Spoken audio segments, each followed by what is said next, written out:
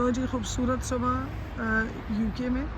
और ये एक बहुत ही खूबसूरत मॉस्क है ब्रैडफोर्ड में, यूके का एक शहर है। और ये है जी बेटर जिम ब्रैडफोर्ड। और आई एम थिंकिंग कि today is my last day here.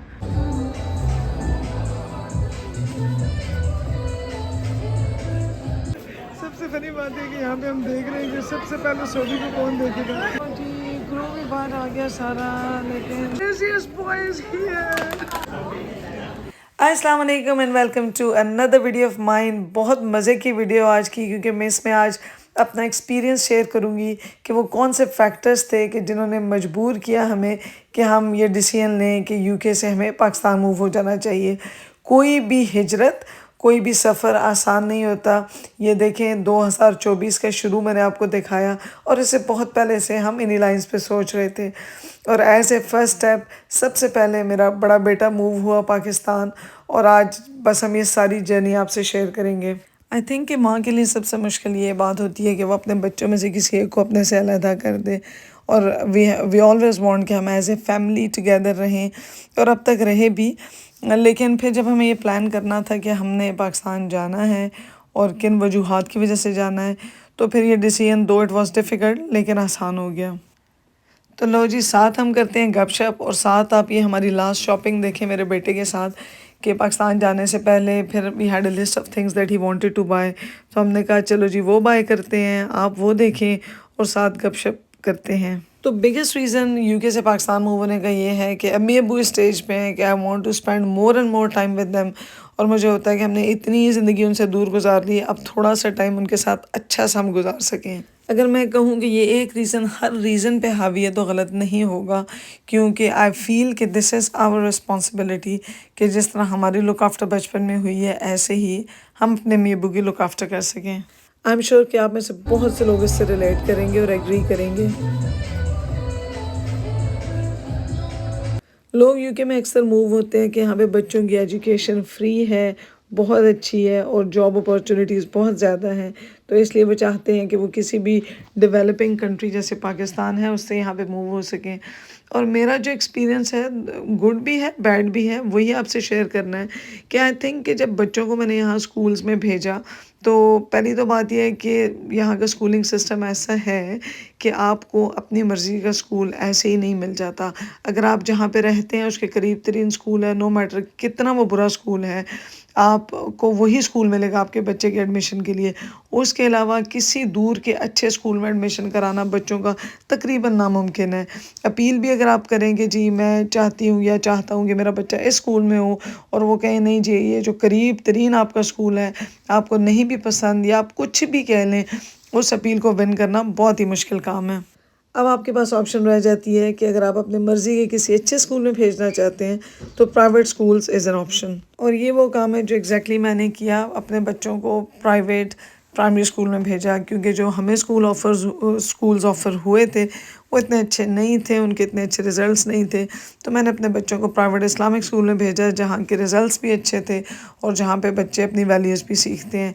और ये वो वाहिद डिसीजन है कि जिस पे मैं अल्हम्दुलिल्लाह बहुत ज़्यादा खुश हूँ कि यूके रहते हुए मैंने ये डिसीजन किया, क्योंकि इससे मुझे फ़ील होता है कि मेरे बच्चों की जो इस्लामिक बेस या मॉरल वैल्यूज़ बनी हैं वो स्कूल की वजह से बनी है। और ये देखें जी, ये है जिम का मंज़र। मैं और मेरा बेटा यहाँ पे इकट्ठे जाते थे, तो चूँकि वो छोड़ के चला गया है तो मैंने सोचा कि अब मैं भी नहीं जाऊँगी। रोजी रोजी को खाना दो, इधर आए। रोजी आई है, उसका जो बॉल खाली है ना। No, you don't be frightened at cats. They do nothing. Cats do nothing at all, okay? लो जी, मेरे बेटे के जाने से पहले हम हर उस जगह पे गए जहाँ वो जाना चाहता था। ये उनका एक फ्रेंड का घर है, वो मेरी भी फ्रेंड है।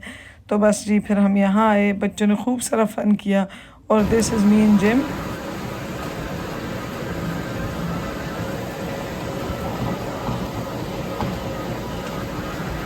लो जी, खूबसूरत सुबह यूके में।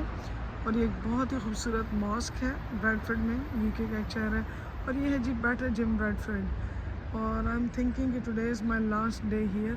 इसके बाद से मैं घर में कंटिन्यू करूँगी। लेकिन मैंने कहा ज़रा यादें कैप्चर कर लें कि यहाँ हम आया करते थे। आए तो बहुत थोड़े से टाइम के लिए थे, लेकिन it will be good memories. अच्छा, जब बच्चों के सेकेंडरी स्कूल की बात आती है तो यहाँ पे बहुत ज़्यादा चैलेंजेस हैं। कंपेयर टू पाकिस्तान के। अव्वल तो जो कंटेंट है एजुकेशन का वही हमारे लिए ज़रा कंसर्निंग है कि बहुत छोटे बच्चों को आप LGBT और सेक्सुअल किस्म का कंटेंट सिखाना शुरू कर दें, जो हमारे मुस्लिम कल्चर में ये है कि हमें इतना वो अप्रोप्रिएट नहीं लगता। हमें होता है कि एज के हिसाब से एजुकेशन होनी चाहिए। और अगेन, जिस तरह प्राइमरी स्कूल आप अपनी मर्ज़ी से चूज़ नहीं कर सकते, इसी तरह आप सेकेंडरी स्कूल भी नहीं चूज़ कर सकते। जो भी आपके घर के करीब तरीन स्कूल है वही आपकी एंटाइटलमेंट है। और अगर आप किसी अच्छे स्कूल में अपने बच्चों को भेजना चाहते हैं तो उसके दो तरीके हैं, या तो बहुत एक्सपेंसिव फ़ीस पे करके आप बच्चों को प्राइवेट ग्रामर स्कूल में भेजें, और या फिर ये है कि जैसे मेरे बच्चों ने किया कि मुकाबले का इम्तिहान दे के और मेरिट पे आके they went into a state grammar school. अब अल्लाह माफ़ करे, जिस तरह का कल्चर ये ग्रामर स्कूल्स में मिल रहा है, तो मैं सोचती हूँ कि आम स्कूलों की क्या हालत होगी। स्टैबिंग के इंसिडेंट्स कॉमन हैं, लड़ाई झगड़े, बच्चे मेटल रॉड से एक दूसरे को मारते हैं, और कोई स्कूल की ना कोई इंटरफेरेंस, कोई से नहीं है। स्कूल की प्रेमिसेस के बाहर कुछ भी हो सकता है और उसको स्कूल की ज़िम्मेदारी नहीं समझा जाता। यानी कि स्कूल की छुट्टी हुई, बच्चे बाहर निकले, उन्होंने फ़ाइट की और उसमें किसी की कोई रिस्पॉन्सिबिलिटी नहीं है। वो अगेन पुलिस की कोई इन्वॉल्वमेंट हो तो हो, अगर बच्चे लड़ते रहें, एक दूसरे को मार दें, मैं कहनी है कोई पूछने वाला नहीं थे। सेकेंडरी स्कूल्स में वेपिंग और स्मोकिंग का कल्चर कॉमन है। ये तो रिलेटिवली बिनाइन चीज़ें हैं। ड्रग्स बहुत कॉमन है। और मैं हमेशा ये सोचती हूँ कि अगर ग्रामर स्कूल्स का ये हाल है तो आम स्कूल्स का क्या हाल होगा। बुलिंग का कल्चर बहुत ज़्यादा कॉमन है, और बुलिंग ऐसी होती है कि अल्लाह माफ़ करे, सिर्फ स्कूलों तक महदूद नहीं होती। बच्चे जो इस तरह की चीज़ों में इन्वॉल्व होते हैं वो आपके घर का पता भी कर लेते हैं कि आप रहते किधर हैं, और उसके बाद भी ये चीज़ें घर के लेवल पे भी कंटिन्यू करती हैं।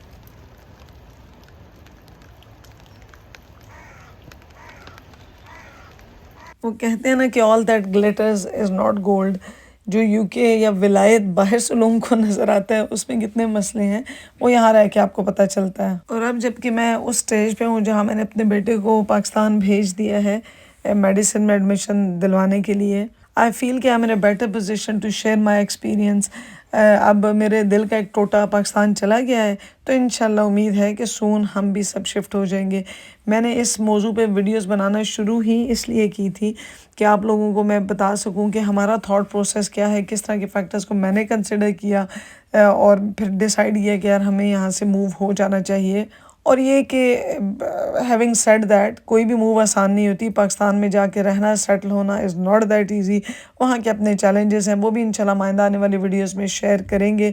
और ख़ास तौर पे मेडिकल में अगर आप अपने बच्चों को एडमिशन करवाना चाहते हैं तो उसके क्या चैलेंजेस हैं, कौन से मेडिकल कॉलेजेस अच्छे हैं, क्या क्या चीज़ें आपको कंसिडर करनी चाहिए, MD कैट क्या होता है, यू कैट का क्या रोल है जो UK का एक एग्ज़ाम है।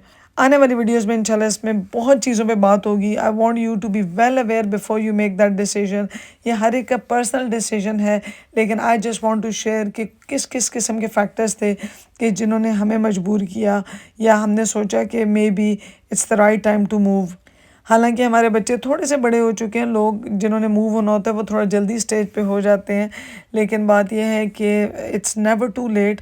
और अगर हमें लगता है कि हमारी फ्यूचर जनरेशन्स के लिए इस मुल्क से ज़्यादा बेहतर वो मुल्क है जहाँ से हम ओरिजिनेट हुए हैं, जो हमारे फोर फादर्स आबाओ अजदाद का मुल्क है, तो आई थिंक कि अब इसमें उसको एक्सपेरिमेंट करने में एटलीस्ट कोई हर्ज नहीं है। पाकिस्तान के अपने चैलेंजेस हैं, लेकिन ऐसी धरती है, तुसी पहले नहीं तक लो, ऐदे ड्रामे तक लो। और एक बिगेस्ट डिफरेंस जो पाकिस्तान और UK में है वो ये कि UK में लाइफस्टाइल बहुत एक्सपेंसिव है।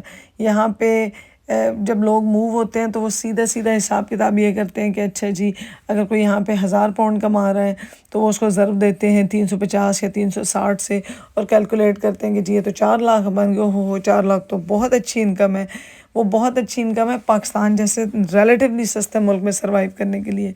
मैंने एक और जो वीडियोज़ इस टॉपिक पे कुछ और वीडियोज़ जो बनाई हैं उसमें मैंने ब्रेक डाउन भी किया है कि कैसे पैसे यहाँ पे कमाए जाते हैं और कैसे ख़र्च होते हैं और कितना एक्सपेंसिव है यहाँ पे रहना। तो पाउंड्स में आप कमाते हैं और फिर पाउंड्स में जब स्पेंड करते हैं तो आपके हाथ में कुछ भी नहीं आता, सिवाय ये कि आप एक मशीन की तरह सुबह से शाम तक काम करते रहते हैं। आपके पास अपने लिए टाइम नहीं होता तो बच्चों के लिए कहाँ से होना है। जो लोग भी UK में रहते हैं, आई एम श्योर कि उनके कहीं ना कहीं हमसाए में कोई ना कोई बूढ़ी इंग्लिश औरत या मर्द रहता होगा जिसकी लाइफस्टाइल को वो बखूबी जानते होंगे कि यहाँ पे बुढ़ापा बिल्कुल तन्हा है, लोग अकेले रहते हैं और एक दिन अकेले ही इस दुनिया से चले भी जाते हैं। अगर आप चाहते हैं कि आपका बुढ़ापा ऐसे ना हो कि जहाँ आप अकेले हों और खिड़कियों से बाहर देख के अपना टाइम गुजारें, तो I think now is the time to consider moving to a more enriched culture just like Pakistan, कि जहाँ पे हमारी वैल्यूज़ अभी भी कुछ ना कुछ ज़रूर जिंदा हैं। I think for my family it's time to say goodbye to this, ये जो तन्हाई भरी खूबसूरती है, बस इसको अलविदा कहने का टाइम है। अल्हम्दुलिल्लाह for the life we had here, लेकिन इंशाल्लाह I think we are ready to take on new challenges in Pakistan. अपनी धरती की बात ही कुछ और है। तो अगर आप भी कंसिडर कर रहे हैं यूके से मूव होना पाकिस्तान या किसी और मुल्क से, तो इंशाल्लाह स्टे कनेक्टेड। मुझे आपके कमेंट्स का शिद्दत से इंतज़ार रहता है। मुझे पिछली वीडियोस में जो आपने कमेंट्स दिए उन्होंने तो मेरा हौसला ही बढ़ा दिया। मुझे लगता है कि मैं इस सफ़र में तन्हा नहीं हूँ, आप सब भी मेरे साथ हैं। और अगर मुझे देख के या मेरी सपोर्ट से कोई और भी इस एम को अचीव कर सके कि वो अपने जहाँ पे भी अपने होमलैंड है वहाँ वापस जाना चाहता है और जा सके, तो क्या ही बात है। इंशाल्लाह we will be setting up services to help other people, इंशाल्लाह more on that topic in videos to कम।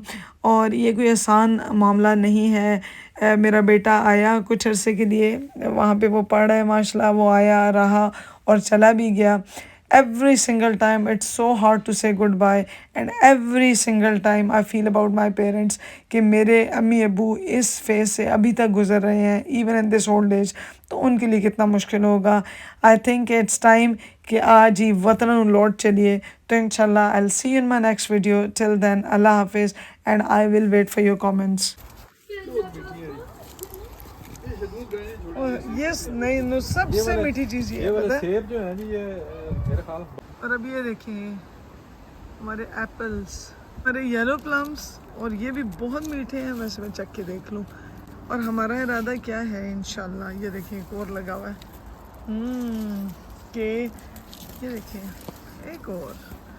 हमारा इरादा इंशाल्लाह ये है कि हम अपने मुल्क में जाके इससे भी ज़्यादा इंशाल्लाह हरियाली करेंगे, अपने मुल्क को असल में खूबसूरत बनाएंगे इंशाल्लाह।